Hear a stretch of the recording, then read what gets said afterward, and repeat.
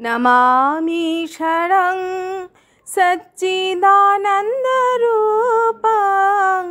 लसत्कुण्डलं गोकुले भजमानं यशोदाभियोलुखो लब्धवन्मानं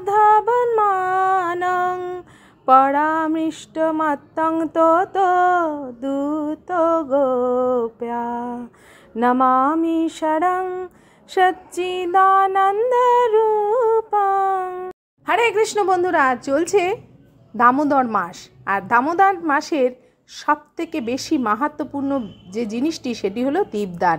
গতকাল সন্ধ্যায় আমাদের গৃহে আয়োজিত হয়েছিল সেই দীপদানেরই ছোট্ট করে একটি অনুষ্ঠান। সমস্ত ভক্তরা সেখানে উপস্থিত হয়েছিলেন এবং চলেছিল দামোদর লীলা কথা, গীতা পাঠ, সাথে দীপদান এবং প্রসাদ।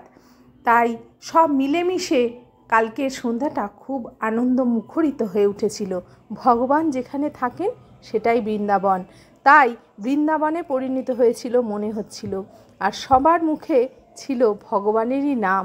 ভগবানকে খুশি করার এক টুকরো ইচ্ছা সবার মনের মধ্যে বিরাজ করছিল। সেটা কিন্তু ভগবানের সব থেকে প্রিয়। ভগবান ভক্তবৎসল। ভগবান ভক্তের থেকে কিচ্ছু চায় না, শুধু চায় নিঃস্বার্থ একটি প্রেম।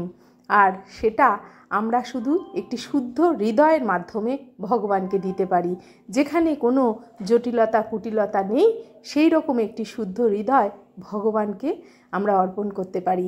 আর দামোদর মাসে তোমরা কিন্তু প্রত্যেকেই এইরকম দীপদান করতেই পারো। সন্ধেবেলা অত্যন্ত শুভ এই দীপদানের জন্য। তাছাড়া যারা সময় পাবে না, যে কোনো সময় দিনের তোমরা দীপদান করতেই পারো। আর দেখো সব ভক্তরা কী সুন্দর দীপদান করছে। আর সত্যি কথা, এটা দেখতেও কিন্তু খুব ভালো লাগে। আর ভগবান তো অতি প্রসন্ন হন। দীপদান শুধুমাত্র এই দামোদর মাসে কেউ যদি করে একনিষ্ঠভাবে, তার পুণ্যের গণনা ভগবান স্বয়ং করতে পারেন না। তাই সব কিছু মিলেমিশে এই দীপদানের অনুষ্ঠানটা খুব ভালোভাবে কাটলো। আর আমি ছোট্ট করে একটুখানি ক্লিপ তোমাদের সামনে তুলে ধরলাম। তোমরাও জানাবে যে কারা কারা তোমরা দীপদান করছো প্রত্যেক দিন তোমরা কিন্তু দীপদান করবে ভগবানের সামনে। ভগবানের চরণে 4 বার, নাভিতে 2 বার, মুখমণ্ডলে 3 বার, সর্বাঙ্গে 7 বার। এইভাবে তোমরা ভগবানকে দীপদান করবে। ভগবানকে ঘিয়ের প্রদীপ অর্পণ করবে বা তিলের তেল দ্বারা প্রদীপ অর্পণ করবে। যদি এতে একান্তই অসমর্থ হও, তাহলে যে কোনো তেল দিয়েই তোমরা কিন্তু দীপদান করতে পারো।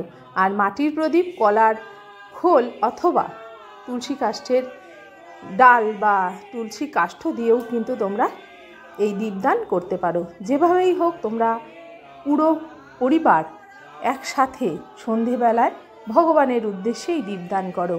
অবশ্যই তোমাদের মঙ্গল হবে। আর হ্যাঁ, অবশ্যই মনে রাখবে যে ভগবান কিন্তু এই দামোদর মাসকে ডিসকাউন্টের মাস বলেছেন। ডিসকাউন্টের মাসে ভগবানের থেকে তুমি অনেক অনেক পরিমাণে ভক্তি চাইতে পারো, আর কিন্তু কিছুই পাবে না। তাই সবাই দীপদান করো। হরি।